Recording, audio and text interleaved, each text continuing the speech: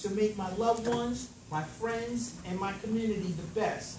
I'm also the founder and CEO and director of the nonprofit organization For Men, By Men, to Better Men.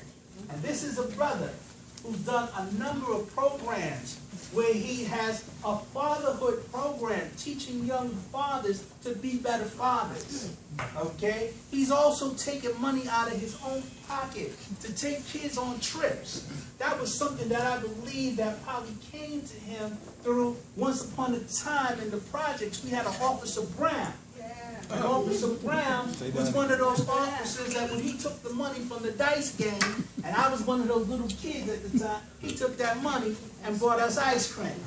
And when there was a lot of folks that didn't have fathers in the community and whatnot, and he took us on outings and trips. There was another officer by the name of Officer Mr. Larry Black that lived in the projects as well.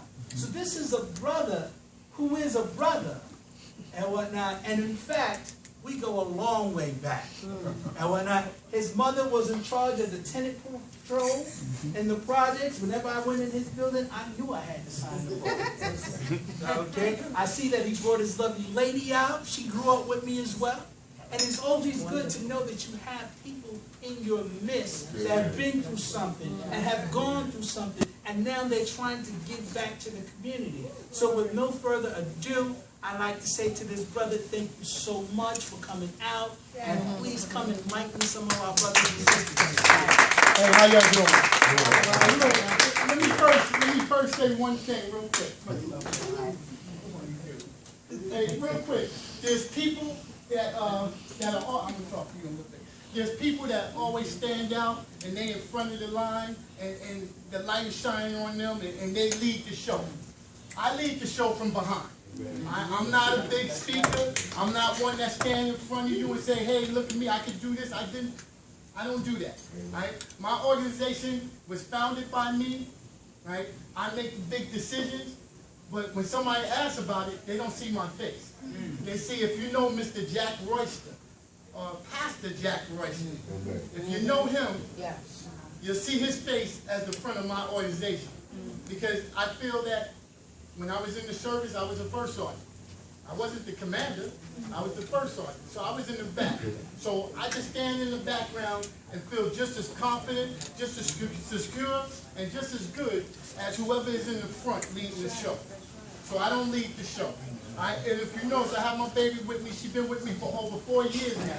And the reason I bring her out is because I personally think that all of us men in here, I personally think if we don't have the support, or we don't have the home nurturing that we need, then sometimes we fail because we don't do what we need to do.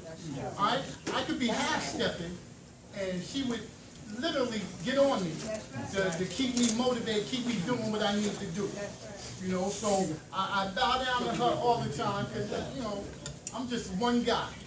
You know, one guy trying to do it all. As he said in my bio, real quick, it ain't about me. I have 4 sons. She has 4 sons. I have 8 sons. But I have 4 sons. Right? And all my sons moved out of the house. Lived on their own, totally independent.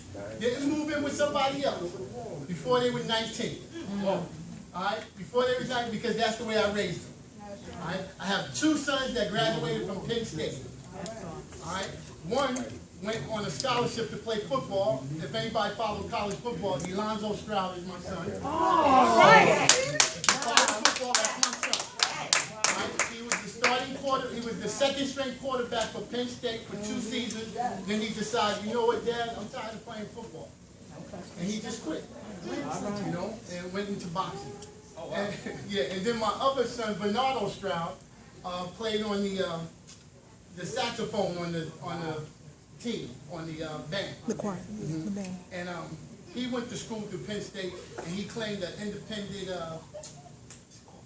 He claimed independent, but he didn't have his mother and father support. Emancipated. And this is in Pennsylvania. In Pennsylvania, you could do that. So that's how he went to Penn State.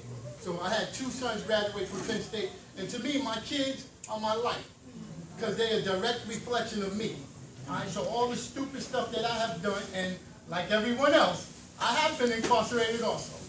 All right, and I did my time, and me personally, I never speak on it because I hate it with a passion. I hated prison.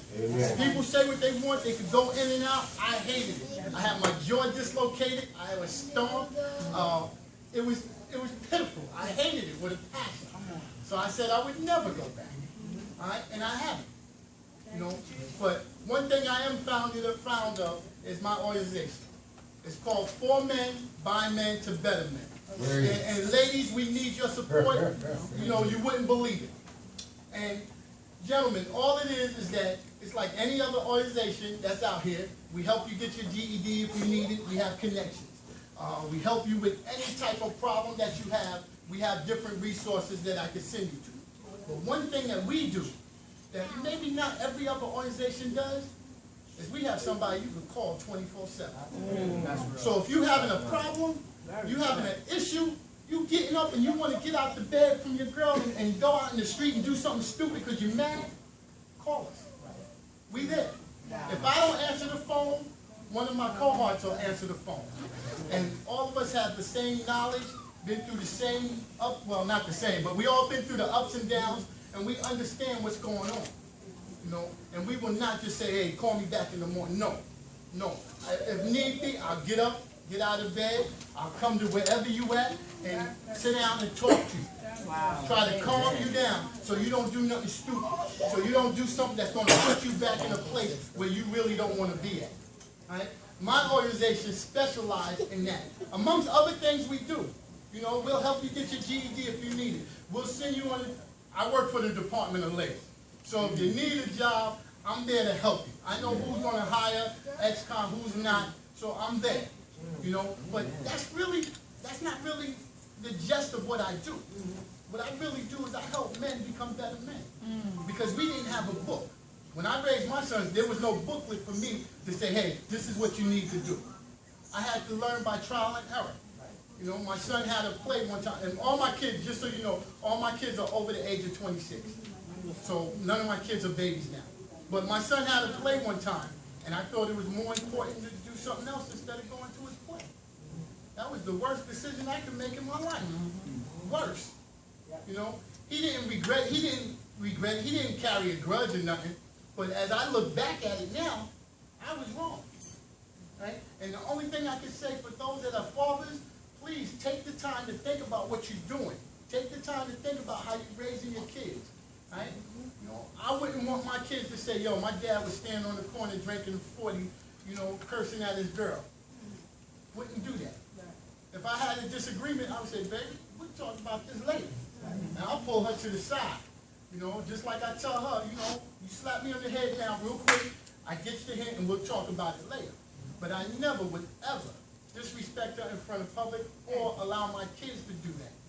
And I think that we need to lead by example. Right? If we could step up and say, hey, this is the way you need to do it, then the person behind us is going to look and say, hey, my dad is doing it. Why can't I? Absolutely. You know? So when I went to prison, you know, I made it clear for my kids not to write me, not to call me, not to put money on my commissary, all this crazy stuff. I said I made the mistake, which I did. I can stand here and admit I went to prison because I made the mistake. It wasn't because I was trying to do something and somebody got caught. No, I made the mistake. You know? So I said, since I made the mistake, I need to learn from it. That's right. You know? And another thing is that, you know, I didn't get religious in prison.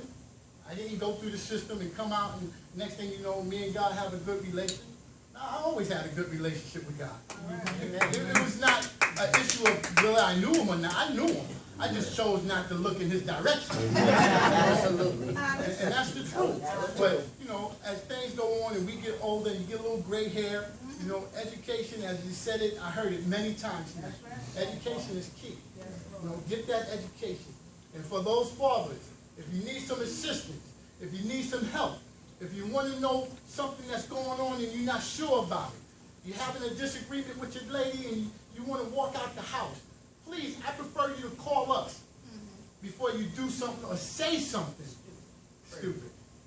You know, there's many times that I know of for a fact that I wanted to do something stupid But because I'm who I am, and I have the great people supporting me, I'm able to pick up the phone and say, yo, I'm pissed.